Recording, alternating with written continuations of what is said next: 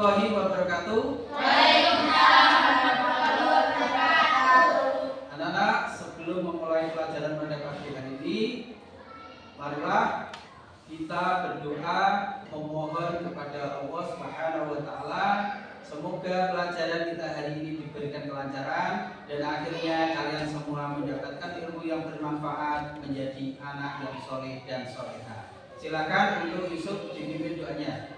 Jadi, Bismillahirrahmanirrahim. Alhamdulillahirabbil alamin. Ar-Rahmanirrahim. Maliki yaumiddin. Iyyaka na'budu wa iyyaka nasta'in. Ihdinas siratal mustaqim. Siratal ladzina an'amta 'alaihim ghairil maghdubi 'alaihim waladdallin. Amin. Raditu billahi rabban wa bi'islamin wa bi Muhammadin nabiyya wa rasulah. Rabbi zidni ilman warzuqni fahman. Amin. Anak-anak, bagaimana kabar lu hari ini? Alhamdulillah. Luar biasa. Allahu Akbar. Yes. Tetap semangat.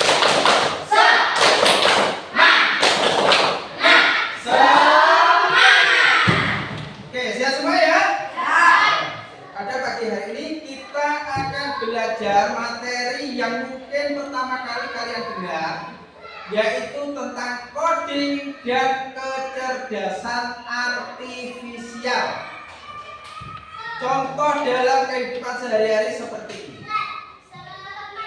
Pernahkah kalian mencari materi tambahan untuk mengerjakan PR di Google? Di situ biasanya ada yang namanya AI, Artificial Intelligence atau kecerdasan buatan.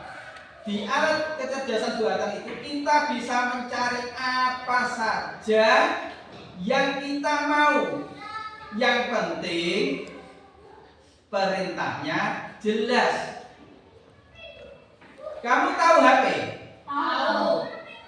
Kira-kira menurut kamu HP itu hebat atau tidak? Hebat. Kenapa hebat tuh?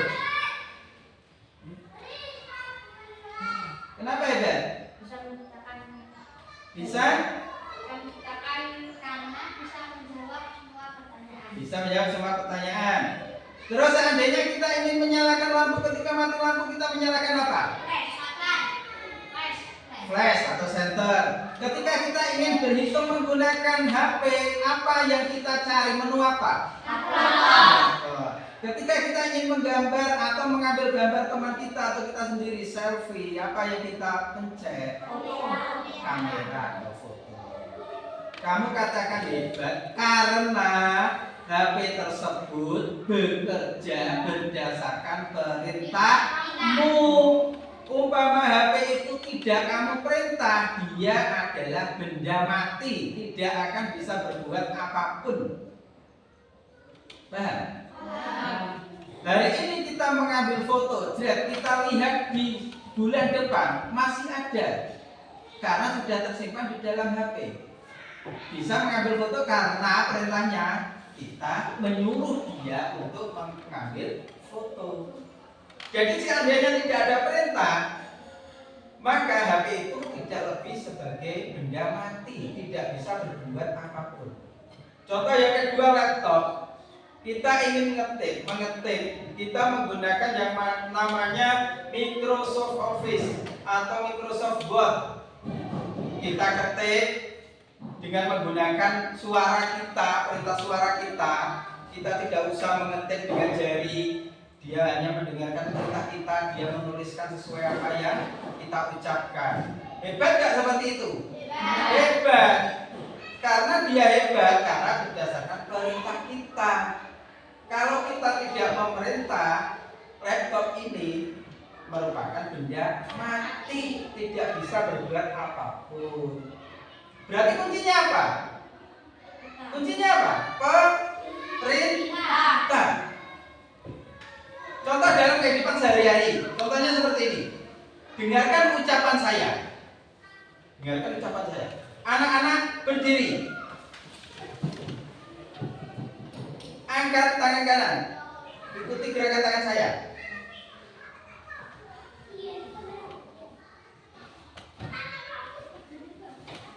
Duduk. Ya. Mengapa gerakan kalian semua sama? Karena ada perintah yang jelas. Seandainya perintah saya seperti ini, anak-anak angkat tangan, mesti tolak-tolak. Ono sing ini, ono sing ini, ono sing ini. Tidak sama karena apa? Perintahnya tidak jelas. Ya. Untuk hal-hal seperti itu, contoh itu nanti kita akan pelajari selanjutnya. Dalam coding dan kecerdasan artifisial, sekarang zamannya sudah zaman semakin canggih, sudah zaman globalisasi, sudah zaman digital, maka tidak heran banyak berita-berita hoax atau berita tidak asli bermunculan di media sosial. Contohnya seperti ini. Ada satu video tentang satu kejadian banjir besar di daerah A. Sedangkan nyatanya banjir tersebut tidak pernah terjadi di daerah tersebut.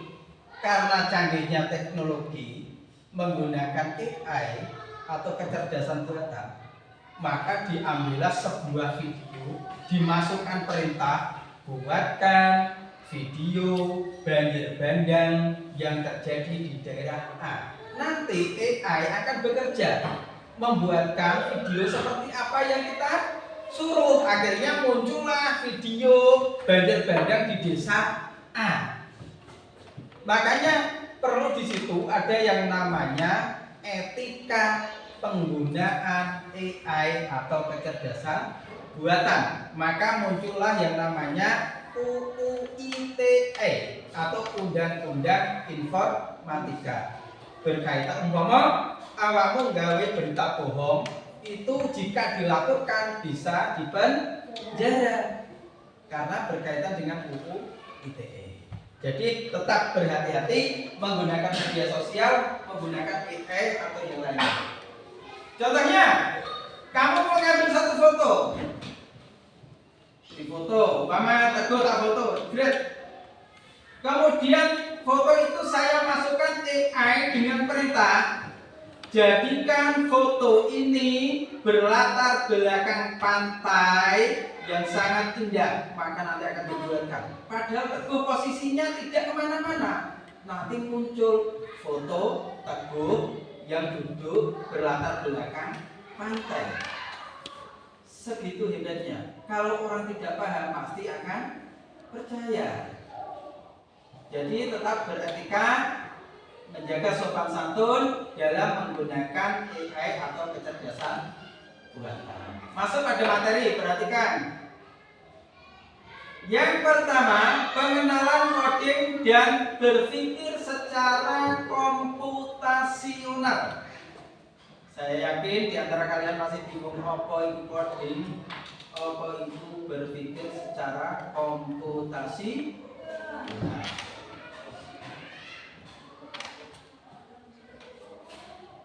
tujuan pembelajaran kita pada pagi hari ini yaitu coding dan kemampuan berpikir komputasional. Yang pertama, memahami pengertian dari coding, karena saya yakin kamu semua masih bingung apa sebenarnya itu coding dan mungkin baru kali ini kalian mendengar istilah coding. Ya. Yang kedua, tujuannya adalah memahami pengertian berpikir secara komputasional yang kita gunakan dalam kehidupan sehari-hari. Yang ketiga, kita akan mengetahui 4 prinsip apa saja yang masuk di dalam berpikir komputasi. Nah, dan yang terakhir tujuan kita adalah menyelesaikan masalah sederhana dengan metode berpikir secara komputasi. Karena jika seseorang itu sering berpikir secara komputasional, maka orang tersebut menjadi orang yang cerdas, bisa cepat menyelesaikan suatu permasalahan tanpa bertanya sering kepada yang lain. Dia pikir mencari, seandainya ada satu permasalahan, dia berpikir secara cepat bagaimana menyelesaikan masalah tersebut. Lanjut. Nah, inilah pengertian coding. Coding adalah memberi perintah pada komputer supaya dia bekerja seperti apa yang kita inginkan. Seperti saya contohkan tadi, ketika kalian menggunakan HP, ingin mengambil foto temanmu, maka menu yang kamu tombol adalah menu kamera. Ketika saya mengirimkan ke kamu file PDF, maka kamu harus mengaktifkan PDF Reader baru bisa dibuka. Ketika kalian ingin memutar lagu-lagu di YouTube, maka yang kamu tombol adalah menu YouTube. Sekali lagi, HP hanyalah benda mati, dia bisa cerdas, bisa canggih karena perintah manusia. Berarti yang hebat kira-kira HP ini atau manusianya? Manusianya. Secerdas apapun HP, komputer maupun yang lainnya, dia hanyalah benda mati. Yang cerdas tetaplah manusia. Kita harus tetap menjadi manusia seutuhnya, berpikir, berlogika, bersopan santun terhadap suatu. Berarti untuk coding pengertiannya jelas ya? Perintah kepada komputer atau alat yang lainnya agar menjalankan perintahnya seperti apa yang kita katakan. Selanjutnya, sesuai pembahasan apa itu berpikir komputasional. Berpikir komputasional adalah cara berpikir logis untuk memecahkan masalah. Atau bisa diartikan, berpikir komputasional adalah cara berpikir manusia seperti cara berpikirnya komputer. Contoh seperti ini. Makanya setiap perintah itu harus jelas. Yusuf mengatakan kepada ayahnya, "Pak, saya minta HP Oppo." Perintahnya itu jelas bukan?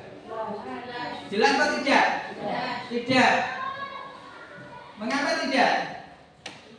Bisa jadi Yusuf dibelikan Oppo simpel murah, rupanya pink. Padahal Yusuf jawab. Umpama lagi Yusuf diberikan HP second, yang penting kan mereknya Oppo. Itu tidak jelas. Berbeda dengan permintaan Yusuf ketika dia mengatakan pada ayahnya, "Pak, belikan HP Oppo A60 warnanya hitam." Jelas enggak? Jelas. Berarti ayahnya bisa menangkap bahwa Yusuf minta HP tipenya A60, warnanya hitam. Umpama diberikan baru maupun second tidak masalah, yang penting HP-nya Oppo mereknya A60 rupanya hitam. Itu baru perintahnya jelas. Jadi kembali lagi pada berpikir komputasional, berarti berpikir, cara kita berpikir seperti komputer, cepat menyelesaikan suatu perintah, cepat menangkap arti suatu perintah untuk kita laksanakan. Lanjut.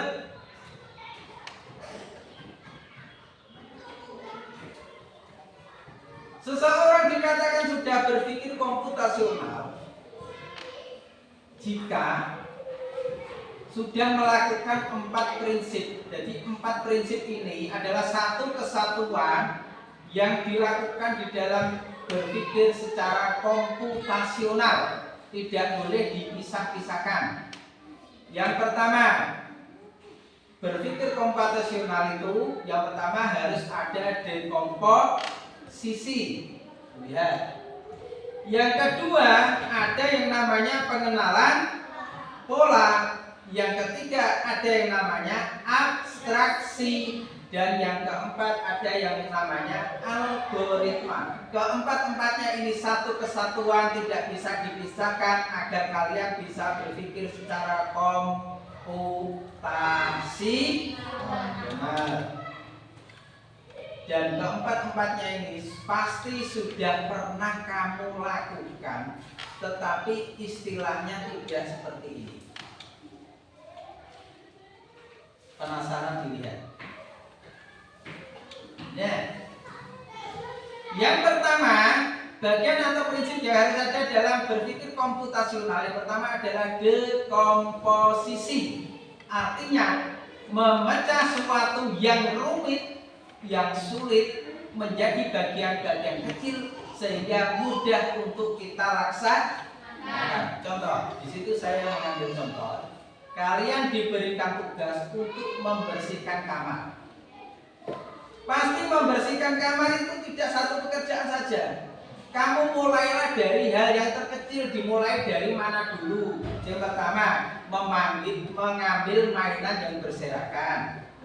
Pokoknya dolanan yang bono tembak-tembak, bono robot-robotan berserakan. Kamu ambilin dulu, cukup si. Kalau sudah selesai, baru yang kedua, menata buku tirak, buku musik berserakan nang meja ning opo. Karena tadi malam belajar kamu tata dengan rapi.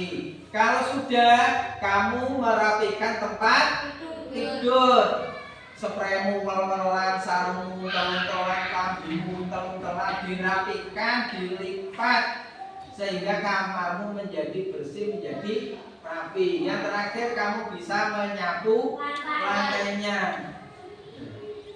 Contohnya seperti ini lagi. Anak-anak hari ini belajar bahasa Indonesia. Perintah saya seperti itu. Saya pikir kalian pasti bingung. Padahal bahasa Indonesia itu kan luas, banyak.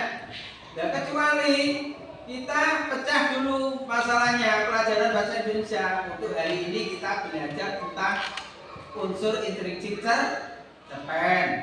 Kalau sudah unsur intrinsi cerpen sudah selesai, kita bahas surat pribadi. Surat pribadi kalau sudah selesai, kita membahas surat resmi. Kalau itu sudah selesai, kita membahas tentang formulir. Kalau sudah selesai, kita membahas tentang surat elektronik atau yang biasa disebut email. Jadi bagian yang besar tadi dipecah menjadi bagian kecil-kecil agar mudah untuk kita lakukan. Itu yang dekomposisi, paham ya? Oke, lanjut. Yang kedua, setelah dekomposisi, bagian yang kedua dalam berpikir komputasional adalah pengenalan pola. Artinya, kemampuan kita untuk melihat kesamaan atau keteraturan suatu hal yang kita laksanakan berulang-ulang. Contoh, dalam seminggu ada berapa hari? 7. Yang pertama hari Senin, Selasa, Rabu, Kamis, Jumat, Sabtu, Minggu. Kira-kira minggu depan sama enggak hari-harinya? Sama. Tetap dimulai Senin, diakhiri Minggu.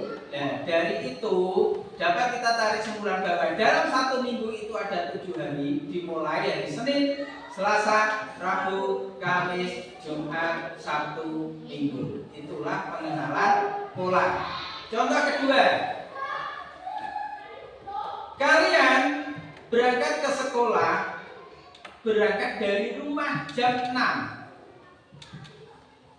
sampai di sekolahan jam 6.45. Setiap hari itu kamu lakukan berulang-ulang setiap hari kecuali hari libur, maka itulah yang dinamakan pengenalan pola. Contoh selanjutnya, di situ saya tuliskan. Contoh 1. Setiap sore langit mulai berwarna oranye. Berarti sebentar lagi matahari akan terbenam. Setiap hari kejadiannya seperti itu, diulang dan sama. Pokoknya agar langit wis rupane oranye, wis jelas iki wayah sore, matahari wayahe tenggelam. Contoh kedua, kamu ketika berjalan di tanah yang basah melihat jejak kaki, berarti kamu bisa menyimpulkan kalau baru saja ada orang yang lewat. Wis kena mbok titeni. Nek tanah terus ono jejak kaki kuwi mesti bar ono wong lewat. Contoh ketiga, mendengar suara motor di jam tertentu, jam sore, kamu bisa menyimpulkan bahwa ayahmu pulang dari bekerja. Karena setiap hari kejadian seperti itu pasti terulang. Itulah yang namanya pengenalan pola. Ada lagi pengenalan pola seperti ini. Dilihat. Perhatikan, ada perintah seperti ini. Angka-angka 1, 2, 3, 4, 5, titik-titik. Titik-titik ini kamu diharapkan membuat sebuah angka. Karena polanya kan sudah jelas ya. Setelah 1 angka 2, setelah 2 angka 3, setelah 3 angka 4, setelah 4 angka 5, setelah 5 angka berapa? 6. Jelas ini 6. Itulah yang namanya pengenalan pola. Contoh, yang pertama ada gambar 1 kotak, yang kedua 2 kotak, yang ketiga 3 kotak. Pertanyaannya, berapa jumlah kotak pada pola selanjutnya? Kita lihat. Kotak pertama kan 1, kotak kedua 2, kotak ketiga 3. Dan kotak selanjutnya berapa? Ya jelas 4. Inilah yang namanya pengenalan pola, berulang, bisa mudah dipahami. Paham ya? Contoh selanjutnya, gambar pertama bintang, gambar kedua segitiga, gambar keempat kotak, gambar keempatnya bintang, kelimanya apa? Dan kelihatan. Yang pertama apa? Bintang. Setelah bintang apa? Setelah segitiga apa? Nah ini bintang lagi, berarti setelahnya apa? Segitiga. Inilah yang namanya pengenalan pola. Bingung atau paham? Lanjut. Setelah dekomposisi, setelah pengenalan pola, masuk ketiga prinsip yang ketiga adalah abstraksi. Artinya kamu mengambil suatu bagian yang penting saja, yang tidak penting tidak usah kamu sebutkan. Contoh dilihat, contoh pertama di kotak yang atas. Kalau kamu mau menjelaskan tentang kucing ke temanmu yang belum pernah melihat kucing, umpama ono kancamu sing durung ngerti kucing, ya mungkin hidupnya buat nanti. Kamu cukup menjelaskan kucing itu kakinya 4, memiliki bulu, bunyinya meong, makannya dikai apa? Ya gede. Pakai sate kayak gitu ya. Kamu tidak perlu menjelaskan panjang lebar ke temanmu. Kucing kunek esuk ki senenge garuk-garuk kaki. Kucing kunek esuk ki senengane bulet sing duwe. Kucing kunek esuk ki ulune brodol kabeh, ora usah mbok jelasno karena itu bagian yang tidak penting. Berarti kamu cukup menjelaskan bagian yang pentingnya saja. Contoh selanjutnya, kamu ingin menjelaskan kepada temanmu kalau kamu memiliki ayam. Berarti jelaskan ayammu berkaki Dua. dua, memiliki sepasang sayap, memiliki sepasang kaki. Kalau kaki berkokok, wes itu aja yang penting aja. Jadi gak usah buat jelas no. Piteku nek esuk ketok-ketok godaki koncone, mangkring nyucui segolmu sing arepe mbok pangan gak usah. Itu bagian yang tidak penting. Dalam abstraksi ini menjelaskan sesuatu yang kamu anggap penting dan tidak perlu menjelaskan hal yang tidak penting. Contoh kedua, ketika kalian menggambarkan satu peta, maka gambarlah bagian bangunan yang penting saja. Umpama perintahnya seperti ini, gambarlah denah atau peta tempat tinggalmu dari sekolah. Gambar yang penting saja, saya jelas apa omahmu, karena tujuanmu dari rumahmu gambar. Ya gak usah terlalu detail, cukup gambar simbol rumah, umpama seperti ini. Terus diberi keterangan rumahku. Orang akan paham kalau bangunan ini merupakan bangunan rumah. Terus lagi seandainya kamu melewati jembatan, cukup digambar seperti ini. Kasih keterangan jembatan. Lah umpama kamu dari rumah melewati omahe Bude Sri, omahe budemu, omahe Wakjo, Wakto, tukune Wakmin, ora usah digambar, ora usah ditulis karena itu bagian yang tidak penting. Dalam abstraksi ini mengambil sesuatu yang penting saja, tidak usah menyebutkan hal yang tidak penting. Paham? Lanjut. Bagian yang terakhir atau 4 prinsip yang terakhir adalah algoritma. Adalah urutan langkah yang harus dilakukan secara urut. Tidak boleh dilompat-lompat. Umpama kamu membuatkan bapakmu kopi. Urutan yang benar seperti apa? Menyiapkan gelas, masukkan kopi dan gula ke dalam gelas. Kemudian apa lagi? Masak air sampai mendidih. Kalau sudah mendidih, tuang air tersebut ke dalam gelas, aduk. Kopi siap untuk disajikan. Itu harus urut. Seperti urutan wudhu. Yang pertama kalian harus membasuh muka. Kalau muka sudah, baru kedua tangan, kemudian sebagian kepala, rambut, kemudian telinga, baru kaki. Harus urut. Ora oleh wudhu tekok sikil dhisik. Lagi tangan, lagi muka ora oleh. Itu namanya tidak urut. Itulah yang disebut dengan algoritma atau urutan yang benar. Seandainya kalian memasak mie instan, di situ pasti ada cara penyajian, ya kan? Masak air, masukkan bumbu dan seterusnya. Itu kalian harus ikuti agar apa?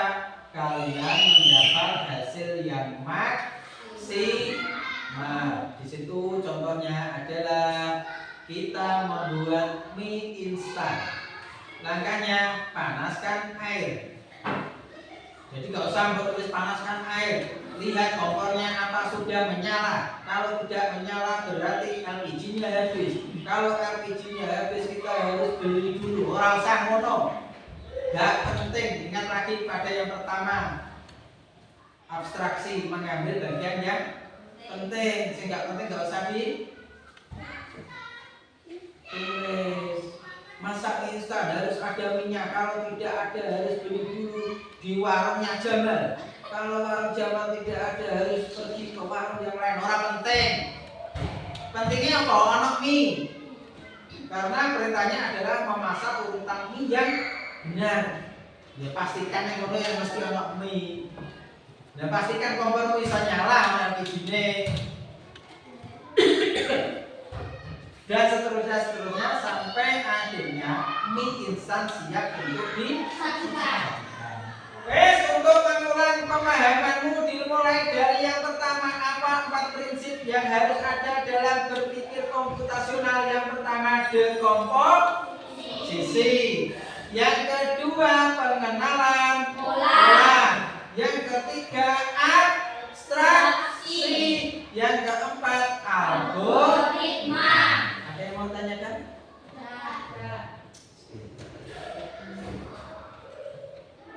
Jadi kesimpulannya, dengan belajar berpikir secara komputasional, kita akan satu, mudah berpikir dengan cepat. Tidak bingung ketika menghadapi suatu permasalahan. Orang takut pakai piye, tanpa mikir dhisik, takut buku dhisik. Yang kedua, menyelesaikan suatu permasalahan secara cepat, karena kita sudah terbiasa berpikir cepat, maka masalah apapun yang muncul akan kita selesaikan dengan cepat. Yang terakhir dan yang terpenting adalah membuat kita menjadi kreatif. Seandainya ada masalah satu, kita mencari jalan keluarnya. Umpama jalan keluar tersebut tidak berhasil, kita mencari solusi yang lain, sehingga masalah yang muncul akan cepat terselesaikan. Oke, untuk memahami pengetahuanmu tentang apa yang kita bicarakan tadi, tentang 4 hal yang ada di komputasional, yuk kita lihat sama-sama. Ada sebuah game. Setelah ini nanti ada game yang saya beri nama robot mencari harta karun. Fungsinya seperti apa, cara mainnya seperti apa, nanti akan kita jelaskan. Kita selesaikan dulu game yang ada. Sebentar, sebentar.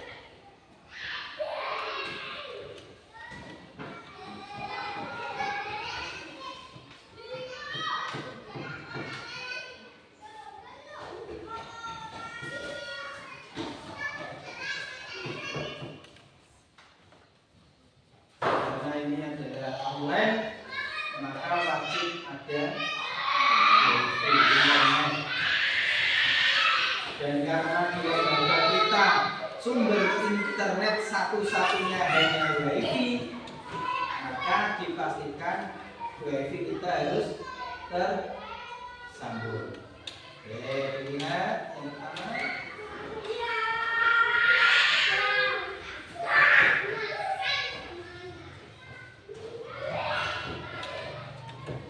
Oke, di situ ada 10 soal yang warnanya merah muda. Dan dari 10 soal tersebut ada 10 jawaban di sampingnya yang yang berwarna hijau atau biru itu? Biru. Caranya di sini perhatikan, di bawah kotak soal ada kotak kosong yang bertulis seret jawaban ke sini. Ya, saya bayangkan kursornya itu. Contoh pertama, apa yang dimaksud dengan algoritma?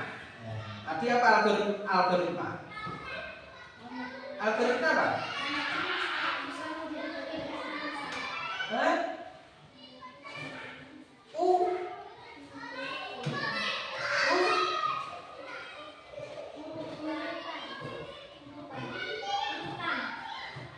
Apa? Urutan. Mana? Kira-kira menurut kalian? Mana? Ayo Diko sini Diko. Ayo Diko.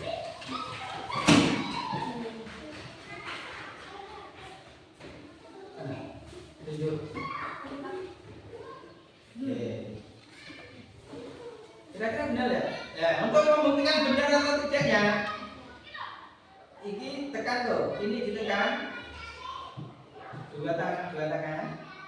Jari yang pertama tekan ya. Terus ini geser.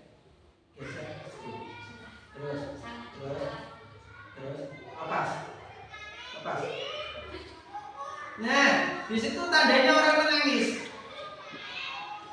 Ya kan? Ada orang nangis ini. Berarti positif jawabannya Salah. oke, yang nomor 2. Yusuf sini. Manakah yang merupakan contoh pola?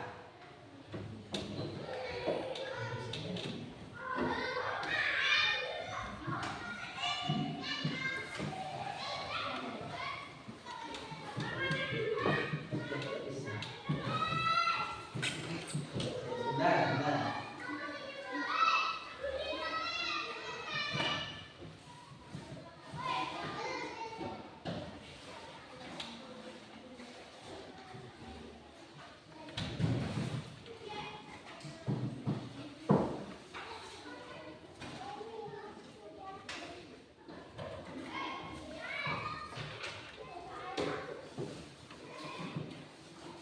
Oke, karena jawaban yang pertama salah, otomatis jawaban yang kedua salah karena pilihan jawabannya sudah terpakai di jawaban 1. Mau nggak mau jawaban kedua pilih yang masih ada, sedangkan jawaban yang masih ada jawaban salah. Dimulai dari yang pertama dulu. Apa yang dimaksud dengan algoritma?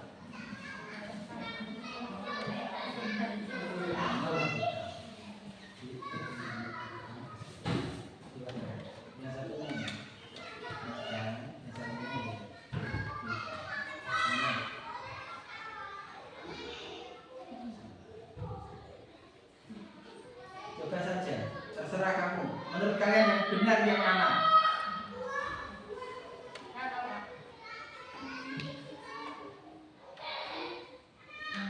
Iya, tetap ini tetap ditekan. Bisa tekan. Oke.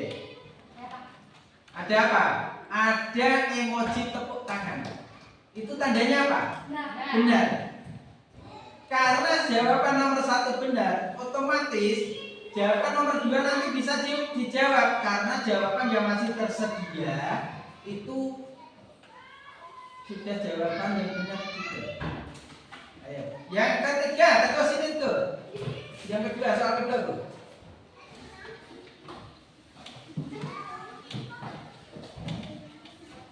Perhatikan soal yang nomor 2. Manakah yang merupakan contoh pola? Pola tadi kan selalu berulang dengan yang sama, ya kan? Coba dilihat jawabannya di sini. Ayo ditekan dua jari. Yang satu tekan ini, tekan terus. Yang satu menggerakkan. Tekan beres.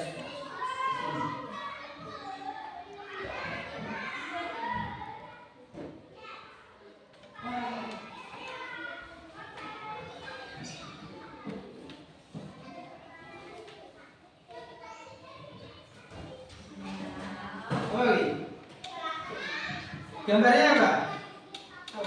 Nangis. Berarti kira-kira jawaban betul atau salah? Salah. Secara otomatis jawaban ketiga nanti kemungkinan tidak ada jawabannya karena sudah dipakai di jawaban 2. Atau mungkin soal-soal yang lain tidak ada jawabannya karena jawabannya sudah terpakai di soal yang ke karena waktunya terbatas. Untuk yang permainan ini kita akhiri dulu ya. Kita nanti fokus pada permainan robot mencari harta karun.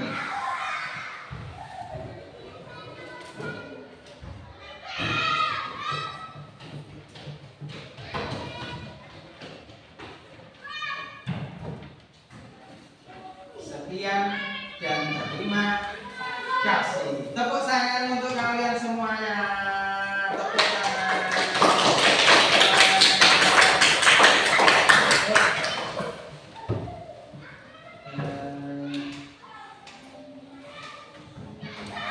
Dekat dulu.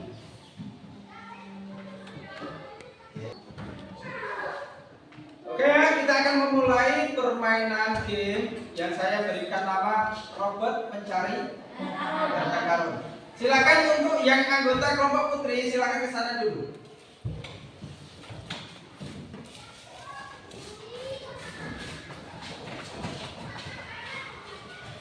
Saya ingin satu di antara kalian menjadi robot. Dia akan bergerak karena perintah. Jadi perintahnya harus benar dan jelas. Di sini saya memiliki beberapa perintah. Kanan, kiri, belok kanan, belok kiri, dan seterusnya.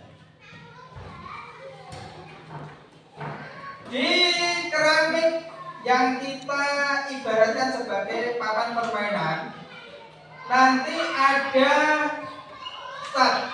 Berarti yang lantai yang ada tulisannya start, maka disitulah robot berdiri. Kemudian ketika berjalan nanti akan menemui berbagai halangan. Ada bom, ada ular, ada bom, ada pohon, dan ada batu besar. Perintah dari yang membuat perintah nanti, jika robotmu ingin selamat, jika ada halangan jangan sampai ditabrak. Kalau kalian menabrak halangan, maka robot harus kembali ke posisi start, posisi awal lagi. Dan di akhirnya nanti kita akan menemukan. Bisa dipahami? Bisa. Bentar.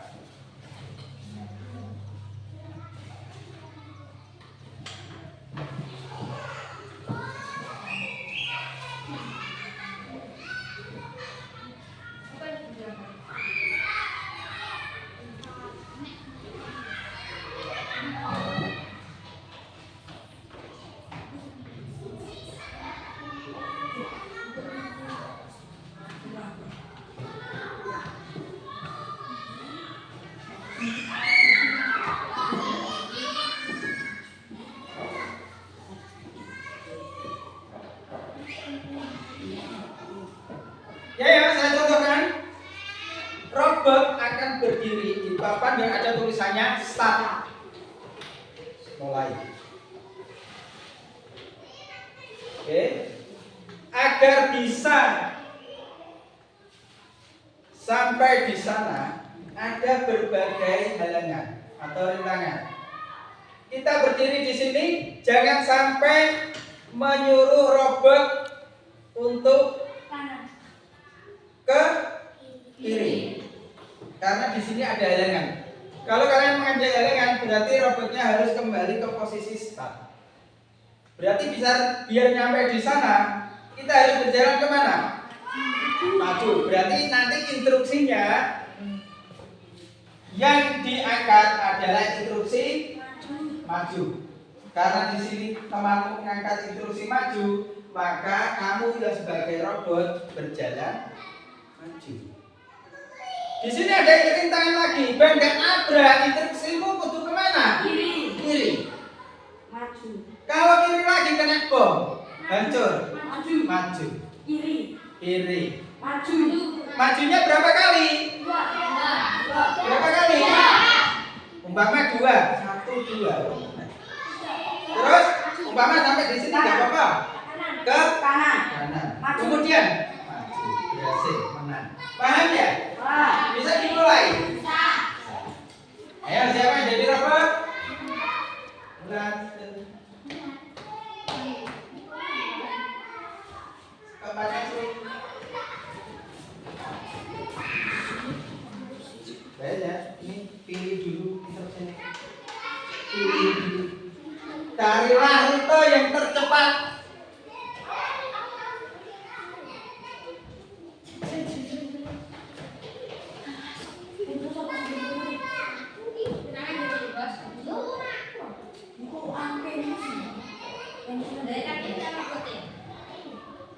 Pilih dulu.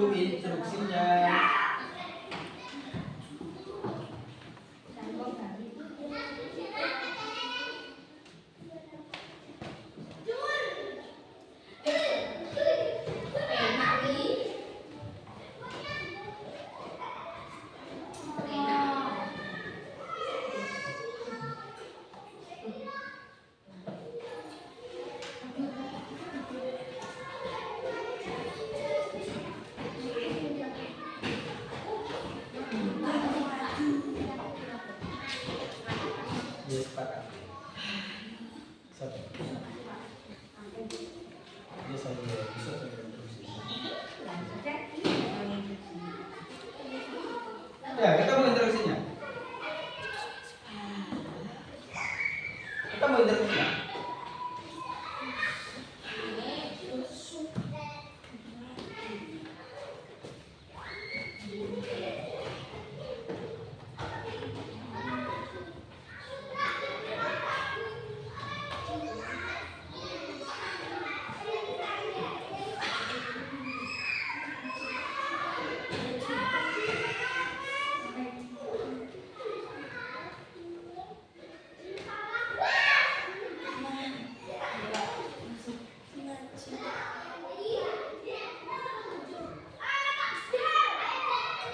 Ya, tepuk tangan. Oke, sekarang untuk yang siswa. Sepakati dulu siapa yang menjadi robotnya Ozzy. Berdiri di start. Kemudian yang keempat lainnya ke sana. Pilih instruksinya seperti yang perempuan tadi. Balikkan.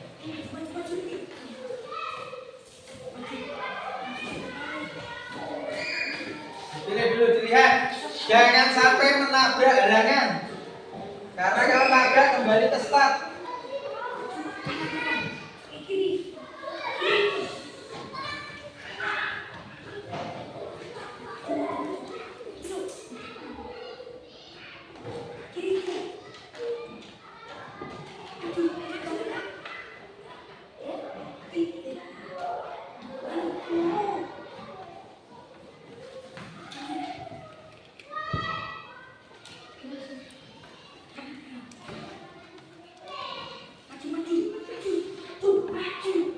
Tepuk tangan. Silakan duduk.